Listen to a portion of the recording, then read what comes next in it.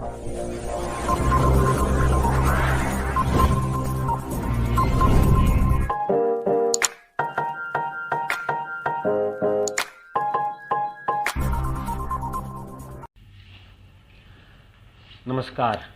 आप देख रहे हैं यंग तरंग। मैं राकेश चौधरी। संवाद का हमारा जो कारवा शुरू हुआ था, उस कारवे के अगले पड़ाव में आज हम पहुंचे हैं लक्ष्मीनगर विधानसभा क्षेत्र के विधायक महोदय श्रीमान अभय वर्मा जी के पास। सर, सबसे पहले आपका स्वागत है। बहुत बहुत धन्यवाद। जी सर, सबसे पहला मेरा जो प्रश्न आपसे है वो है टूल किट मामले को लेकर के। दिशा रवि की जो गिरफ्तारी हुई, उसके बाद से दिल्ली पुलिस के ऊपर सवाल या निशान दिल्ली की आम आदमी पार्टी की सरकार ने लगाए और ये बोला कि आम आदमी की भावनाओं को ये सरकार कुचलने जा रही है। इसके ऊपर आपका क्या स्टैंड है?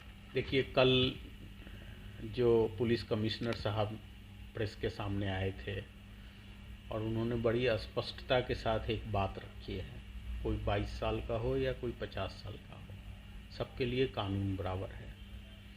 और ये तो बहुत अच्छा हुआ कि आम आदमी पार्टी के लोग दिशा के गिरफ्तारी के तुरंत बाद मीडिया के सामने आ गए, जिससे आज देश में ये साबित हुआ है कि ये लोग भी जो 26 जनवरी को एक काला कारनामा हुआ उसमें शामिल थे।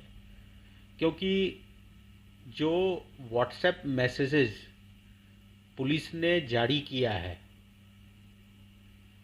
थंग के साथ जो हुआ है, ग्रेटा थंबर्ग जी, उस मैसेज से बड़ा स्पष्ट दिखता है कि किस प्रकार की साजिशें रची जा रही थी। जी, ये तो दिल्ली पुलिस ने ही बनाया है। ये तो दिशा के व्हाट्सएप नंबर से विदेश में एक रहने वाला व्यक्ति जिन्होंने डिस्क्लोज किया है, जी उसका मैसेज है। तो कहीं ना कहीं जल्दीबाजी में आम आदमी पार्टी के चेहरे से नकाब हट गया है कि वो भी राष्ट्र विरोधी गतिविधि में शामिल थे। यह स्पष्ट दिखता है। मुझे ज़्यादा कहने की ज़रूरत नहीं है क्योंकि यह केस में इन्वेस्टिगेशन चल रहा है और जो तथ्य पुलिस कमिश्नर कल मीडिया के सामने लेके आए हैं वो बड़ा ही हैरान करने वाला है। और बड़ा दुख होता है कि देश में कुछ ऐसे तत्व बैठे हैं जो राष्ट्र विरोधी गतिविधि में शामिल हैं, जो देश को तोड़ना चाहते हैं, देश में दंगा भड़काना चाहते हैं। ऐसे लोग जो लाल किला पे जाके झंडा फहराना चाहते हैं, जो तिरंगा का अपमान करना चाहते हैं, उनके साथ आम आदमी पार्टी खड़ी दिख रही है। जी सर, अगला मेरा प्रश्न किसान आंदोलन को लेकर है। किसानों का आंदोलन पिछले 2.5 महीने से तीनों बॉर्डर्स पर किसान जो है जमे हुए हैं। सरकार के तमाम प्रयासों के बावजूद, सरकार की इतनी बिलों की व्याख्याएं करने के बावजूद किसान अपनी जगह से टस से मस नहीं हो रहे हैं। तो क्या कल जेपी नड्डा, आपकी पार्टी के राष्ट्रीय अध्यक्ष, उनकी मुलाकात हुई किसान नेताओं के साथ, क्या कुछ परिणाम निकला सर उससे? देखिए, किसान की आय बढ़े, भारत में अन्न का पैदावार बढ़े, भारत स्वावलंब हो, भारत किसी भी देश पे किसी भी अनाज के लिए डिपेंड ना हो, ये प्रयास लगातार मोदी जी पिछले 6 वर्षों से करते आ रहे हैं। सारी दुनिया को पता है कि किसान की आय बढ़ी है। किसान स्वयं मानते हैं कि सॉइल हेल्थ कार्ड किसान को दिया गया, नीम कोटेड खनिज खाद्य किसान को दिया गया, बहुत किसान सम्मान निधि के रूप में 6,000 रुपया प्रति वर्ष मिल रहे हैं। बहुत सारे कार्य इस सरकार ने किए हैं। और ये जो आंदोलन है ये तथाकथित आंदोलन है। आंदोलन किसान कह के हम किसानों का अपमान कर रहे हैं। किसान का ये आंदोलन नहीं है। ये आंदोलन उन लोगों का है जिन्होंने सीएए का विरोध किया था।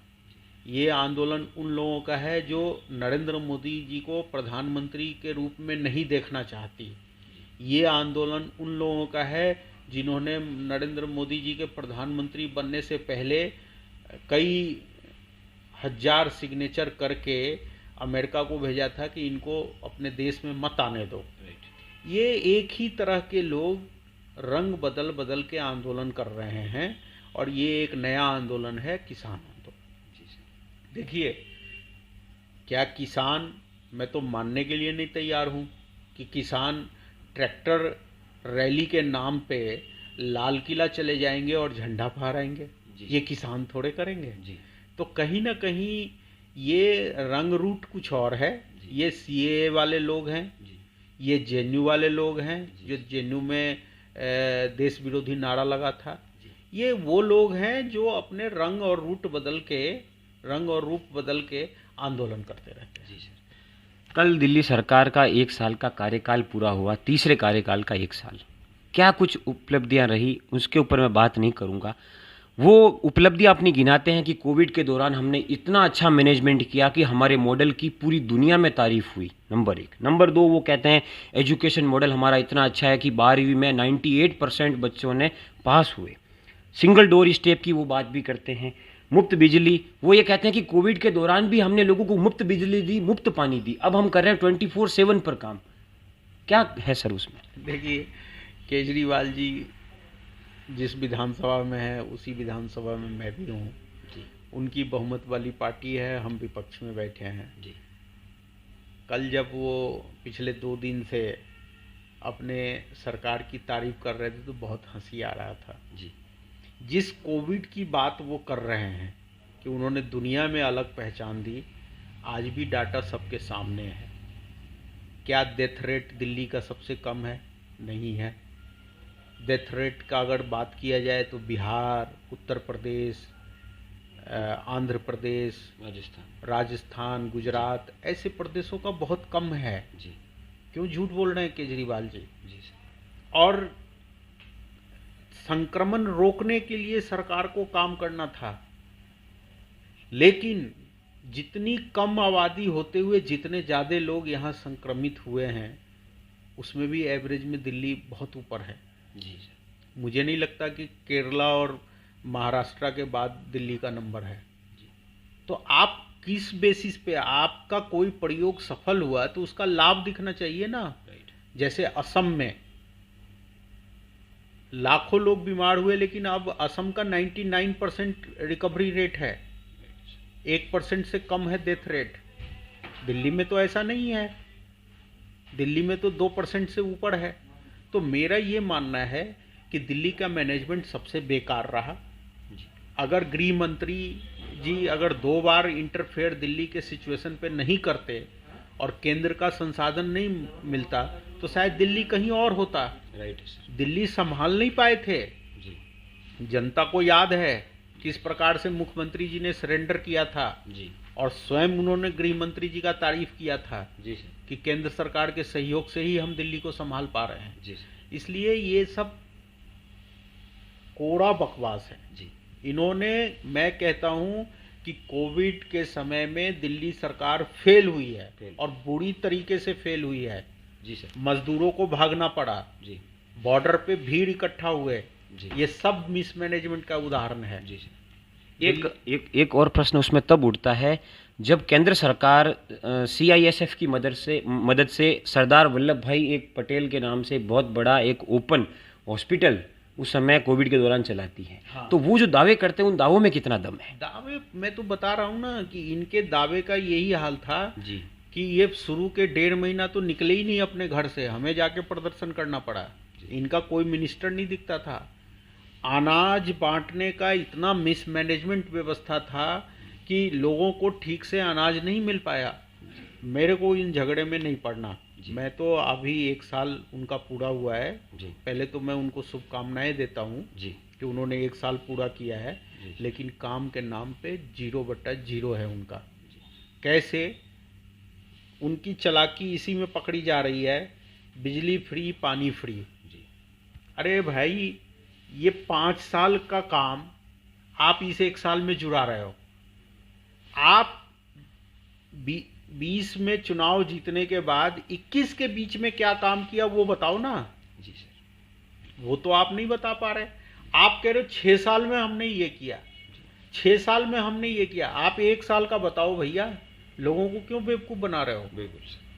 मैं तो सीधा कह रहा हूँ कि सीधा सीधा उनके पास 2020 से 21 के बीच में बताने के लिए कोई काम नहीं था, इसलिए उन्होंने पिछले 5 साल के काम उठाए और उसको वो 6 साल में बता रहे हैं। कितने नंबर देंगे आप 100 में से? 0, बिग 0 दूंगा। जी। मैंने भी अपने 1 साल का रिपोर्ट कार्ड दिया हूँ, जी मेरे भी किताब हैं, जी मैं आपको अभी दिखाता हूँ। जी। मैंने पहला साल जन जन का ख्याल पूरे फैक्ट फिगर के साथ मैंने अपने काम को रिलीज किया है, लेकिन केजरीवाल जी 6 साल का करके कामों को, पिछले कामों को इस साल में दिखा के वाहवाही लेने का कोशिश कर रहे हैं। जी सर। एमसीडी का सेमीफाइनल, 5 सीटों पर उपचुनाव, क्या उम्मीदें हैं सर?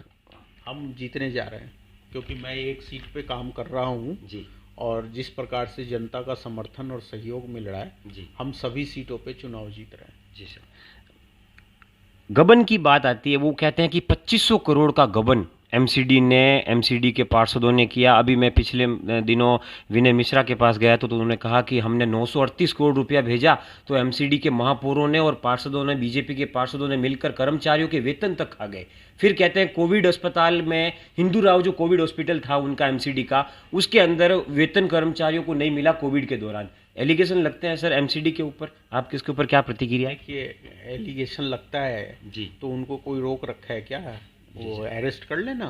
जी नगर निगम के जो हमारे पदाधिकारी हैं, जी 7, 8, 10 दिन तक लगातार मुख्यमंत्री निवास के बाहर बैठे रहे, जी सर अनशन पे बैठे रहे, जी क्यों नहीं अरेस्ट कर लिया? जी क्यों नहीं उठवा लिया? क्यों आप एक कप चाय नहीं पूछे? तीनों महापौर जमीन पे लेटते रहे वो कड़ाके की ठंड में। राइट आपको ये नहीं हुआ कि मैं एक बार इनसे, वो बात ही तो करने गए थे, जी वो अपना पैसा ही तो मांगने गए थे। जी सर 13,000 करोड़ रुपया नगर निगम का बकाया है। और बहुत सीधा सा मैथमेटिक्स है, आप विनय मिश्रा जी से मिले या किसी से मिले, जी आप उनसे इतना तो पूछ सकते हैं कि किसी भी राज्य में जो निकाय होती है उसका कस्टोडियन बॉडी राज्य सरकार होता है। राइट। ये तो संविधान में लिखा है। ग्रांट मिलता है। हाँ बिल्कुल। नहीं, और एक बजट फिक्स होता है, राइट वो बजट हर साल पास होता है। वो बजट आपको देने में क्या दिक्कत हो रहा है? राइट ये 13,000 करोड़ अपने बजट का ही तो पैसा मांग रहे हैं। राइट जो 65,000 करोड़ का दिल्ली सरकार का बजट है, उसमें एक प्रावधान है जी कि हम नगर निगम को इतने पैसे देंगे। वो पैसे आप दो ना, वो दे क्यों नहीं रहे हो? आप इधर उधर क्यों घुमा रहे हो? जी सर आप कह रहे हो तनख्वाह खा गए, जी। आप उठा के बंद करो ना, उनके खिलाफ कम से कम कंप्लेंट तो करो जी जो सर। तनख्वाह खाया है। जी सर मैं कह रहा हूं कि 26,000 करोड़ दिल्ली जल बोर्ड को जी दिल्ली सरकार ने लोन दिए हैं। किस लिए दिए हैं? वो कहाँ गए पैसे? कहाँ खर्च किए गए? दिल्ली का कौन सा ऐसा एरिया है जहाँ पे सीवर का प्रॉब्लम नहीं है? दिल्ली का कौन सा एरिया है जहाँ पे पीने का पानी का समस्या नहीं है? तो पैसे जा कहाँ रहे हैं? जी हम मांग रहे हैं उनसे 26,000 करोड़ का हिसाब, जी सर। लेकिन आज तक उनके पास कोई जवाब नहीं। आपके दावों में दम इसलिए नज़र आता है क्योंकि हम जब जंगपुरा जाते हैं तो वहाँ के स्लम एरियाज में लोग सीवरेज का पानी पीने को मजबूर हैं। हमने उसको कवर किया है। सारा पैसा इन्होंने लोन दे दे के दिल्ली जल बोर्ड को लोन दे दिया, और इनका ही रिकॉर्ड बोल रहा है कि इसका कोई हिसाब किताब नहीं है। जी सर हमने कंप्लेंट करी, हमने आंदोलन किया है, जी सर और हम एक्शन करेंगे, हम छोड़ेंगे नहीं। जी सर। अब आता हूँ, मेरा सेकंड लास्ट क्वेश्चन है दिल्ली पुलिस पर, क्योंकि दिल्ली पुलिस सेंट्रल के अधीन आती है, आपकी सरकार है वहाँ पर।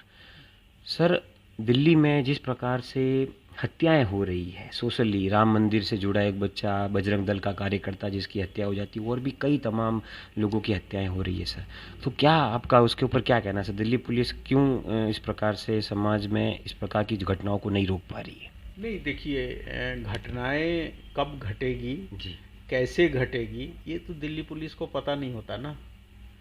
मैं तो दिल्ली पुलिस का यहाँ एक बार फिर तारीफ करूँगा कि जिस तरह से एक निर्दयी, एक संवेदनहीनता दिखाते हुए एक व्यक्ति की हत्या की जाती है जी और उसके बाद हत्यारे को अरेस्ट करके दिल्ली में सौहार्द का वातावरण बना हुआ है, ये पुलिस की उपलब्धि है। जी सर। हम और आप बैठे हैं और हम आप में झगड़ा हो जाए और मैं आपका भी यहाँ कुछ कर दूं, जी आपका पैर हाथ तोड़ दूं या आपके ऊपर अटैक कर दूं, तो दिल्ली पुलिस इसमें क्या कर सकती है। लेकिन करने वाला व्यक्ति तुरंत पकड़ा गया और साथ में वहाँ सौहार्द बना हुआ है। जी सर। तो ये पुलिस का काम था, लॉ एंड ऑर्डर को मेंटेन करना, और इसमें दिल्ली पुलिस ने कमाल किया है, जी लॉ एंड ऑर्डर को मेंटेन रखा है। लास्ट तो यहाँ भी पॉलिटिक्स पे बोलना चाहूँगा जी कि वो जो टूल किट जी ग्रेटा थंबर्ग, हाँ जी टूल किट के इशू पे तो तुरंत आम आदमी पार्टी रोड पे आ गई, राइट, लेकिन रिंकू शर्मा के लिए कोई ध्यान नहीं है, नहीं। कोई याद नहीं है। तो ये पॉलिटिक्स है, जी इस पॉलिटिक्स को खत्म करना है। जी सर। लास्ट क्वेश्चन मेरा, पेट्रोल डीजल और घरेलू गैस सिलेंडर्स के दाम अभी वर्तमान में बढ़ रहे हैं, लोग महंगाई से त्रस्त हैं, कोविड में लोगों की नौकरियां चली गई, जिनकी है उनको सैलरी आधी मिल रही है, क्या कुछ कहेंगे सर? देखिए दाम बढ़े हैं, इसको मानने में कोई दिक्कत नहीं है, लेकिन दाम बढ़ने के कई कारण होते हैं।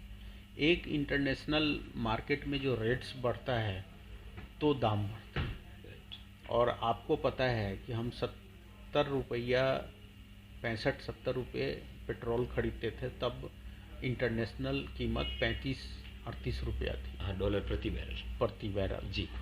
आज वो 70 रुपया हो गया है, जी, डबल हो गया है, लेकिन दाम डबल नहीं हुआ है, राइट, 65 से 90 हुआ है। तो दाम बढ़े हैं, दाम कंट्रोल करने का प्रयास सरकार कर रही है, लेकिन उसके कारण अंतर्राष्ट्रीय कीमत बढ़ना है। लेकिन अंतर्राष्ट्रीय कीमत दुगुना होने के बाद भी सरकार यहाँ पे पेट्रोल की दाम को कंट्रोल करके रखा हुआ है, और सरकार कोशिश कर रही है जहाँ तक होगा और कम करे। एक राजनीति से जुड़ा लास्ट प्रश्न मेरा ये है कि अभी अभी केंद्रीय मंत्रिमंडल ने एक प्रस्ताव पारित किया, उस प्रस्ताव में एलजी की शक्तियों में बढ़ोतरी की गई है। हम ऐसा नहीं कहेंगे, सरकार कह रही है हम तालमेल बैठाएंगे दिल्ली सरकार और एलजी के बीच, लेकिन मनीष सिसोदिया उप मुख्यमंत्री दिल्ली के कहते हैं कि भाजपा पिछले दरवाजे से शासन करना चाहती, क्योंकि उनको जनता ने नकार दिया है। जनता ने हमें नकारा कहाँ है, केंद्र में इतनी बड़ी बहुमत सरकार ने दी है और 350 सीट एनडीए को आई, तो नकारा नहीं है। जनता ने केंद्र को बहुमत दे के ये कहा है कि ये केंद्र शासित राज्य को आप ठीक से हैंडल करें। दिल्ली सरकार एलजी के महत्व को समाप्त करना चाहती है। दिल्ली सरकार, जो कि संविधान में लिखा है कि दिल्ली सरकार केंद्र में निहित शक्तियों के अनुसार काम करेगी, उसके निहित काम नहीं करना चाहती है, इसलिए ऐसा बात बोल रही है। दिल्ली सरकार को जो काम दिया गया है, दिल्ली की जनता ने जो चुन के दिया है कि आप सीवर, सड़क, नाली, स्वास्थ्य और स्कूल की व्यवस्थाओं को ठीक करें, तो वो ज़बरदस्ती एलजी के जो पावर हैं, लॉ एंड ऑर्डर, लैंड और एडमिनिस्ट्रेटिव, उस डिसीजन में वो घुसना चाहती है। मेरा ये मानना है कि दिल्ली सरकार के जो पावर्स हैं उसमें वो काम करें, एलजी के पावर में हस्तक्षेप ना करें। तो ये थे अभय जी वर्मा, जो एमएलए हैं लक्ष्मीनगर के, जिन्होंने तमाम मुद्दों पर अपनी राय रखी, चाहे वो किसानों से जुड़ा मुद्दा हो, ग्रेटा थंबर्ग टूल किट मामला हो, या दिल्ली सरकार और उपराज्यपाल के बीच की जंग हो, एमसीडी के उपचुनाव की बात हो, तमाम मुद्दों पर उन्होंने अपनी राय की। सर, आपको बहुत बहुत धन्यवाद। Thank you. तो आप इसी प्रकार से देखते रहिए यंग तरंग।